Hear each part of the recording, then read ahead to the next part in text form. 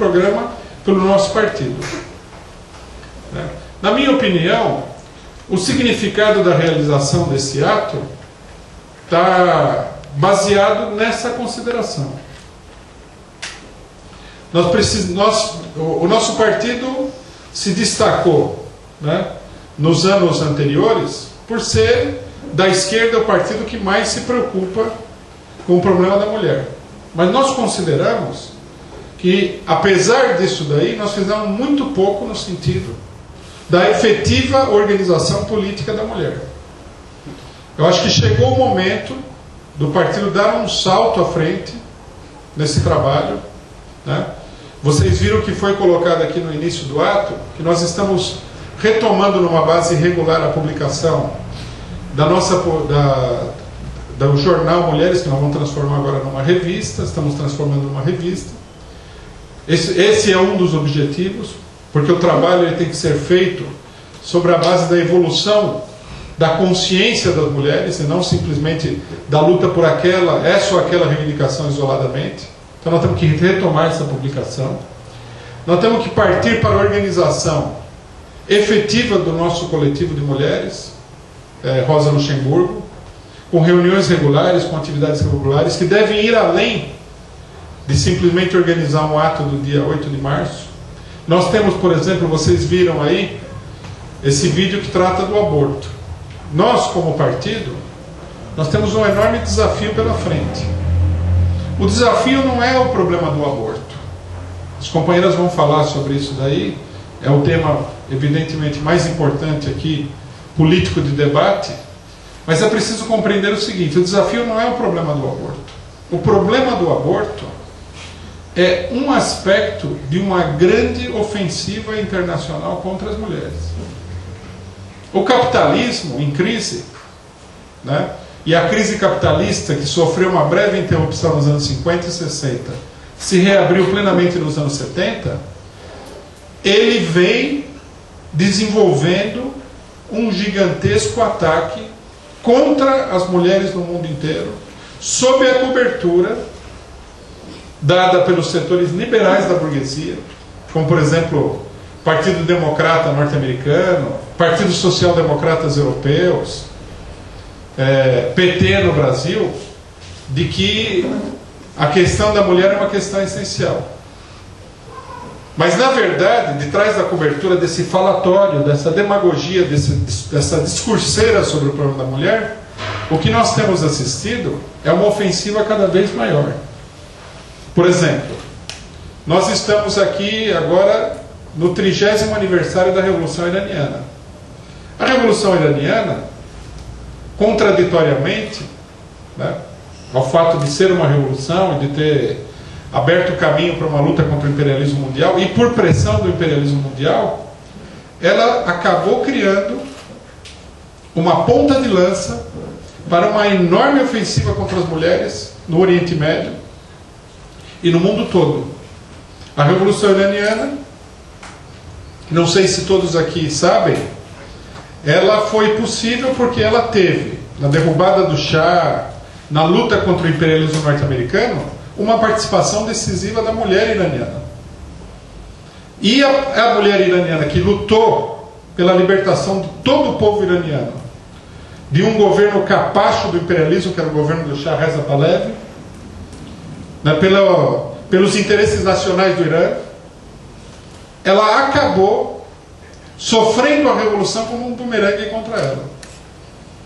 Na onda reacionária que se seguiu à revolução, no refluxo da revolução, embora os setores conservadores da burguesia que assumiram o leme da revolução não tivessem conseguido fazer com que a revolução voltasse toda atrás, conseguiram impor derrotas a determinados setores das massas. A classe operária iraniana, que teve seus sindicatos estrangulados, e as mulheres iranianas que sofreram, né, através de uma deformação daquilo que fala o islamismo, uma nova situação de verdadeiro cárcere dentro da sociedade iraniana, o que se espalhou por todo o Oriente, né, através dos governos conservadores islâmicos, como por exemplo da Arábia Saudita e tudo mais.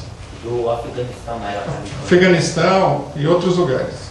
Então, quer dizer, não é uma ofensiva que esteja começando agora. É uma ofensiva que vem começando, que vem há muito tempo, que vem de 30 anos. Ela vem crescendo.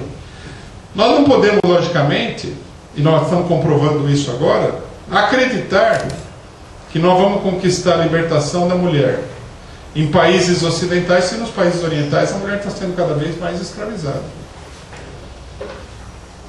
É evidente que não se trata disso. Também não vamos acreditar aqui, vou falar de passagem, que nós vamos libertar a mulher iraniana em aliança com o governo dos Estados Unidos. Muito pelo contrário. Porque o governo dos Estados Unidos é o principal responsável pela situação que vivem as mulheres orientais. Apesar de toda a propaganda que eles fazem, toda vez que eles querem ocupar algum país militarmente para roubar o país, roubar o petróleo, de que eles estão lá na defesa das mulheres, da democracia, etc. e tal.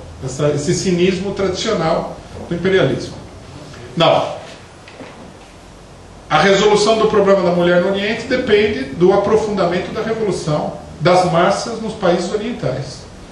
Quer dizer, nós nos colocamos ao lado da luta dos povos do Oriente Médio e no marco dessa luta nós defendemos o interesse da mulher. Agora, essa ofensiva que foi desenvolvida com maior energia nesses países, no momento em que a situação de crise do capitalismo se aprofundava, ela já faz tempo chegou do lado ocidental também do mundo. Né? O governo Bush nos Estados Unidos foi um governo de profundo ataque contra as mulheres. Profundo. Agora nós vemos que a igreja que vinha fazendo, a igreja católica, que vinha fazendo uma campanha relativamente discreta em torno do problema, lançou uma grande ofensiva internacional. Nós não podemos acreditar que os governos liberais que estão enfrentando a igreja católica vão fazer alguma coisa séria pela libertação da mulher. Quando o governo Lula, quando o ministro da Saúde do governo Lula disse que ele ia lançar um plebiscito pela legalização do aborto no Brasil, nós falamos, não vamos acreditar no ministro do governo Lula. Isso aí foi há 4 anos atrás, se não me engano. O que aconteceu? 2 anos atrás. O que aconteceu? Nada. Ele não fez nada. Ele se acovardou diante da enorme pressão da Igreja Católica. Agora, né, nós temos esses últimos acontecimentos aí. E esses acontecimentos não são a respeito do aborto. Não vamos nos iludir, não vamos deixar ninguém nos iludir. Essa gente não é a favor da natalidade. Não é a favor da vida de ninguém. Né? Quem é a favor da natalidade da vida somos nós.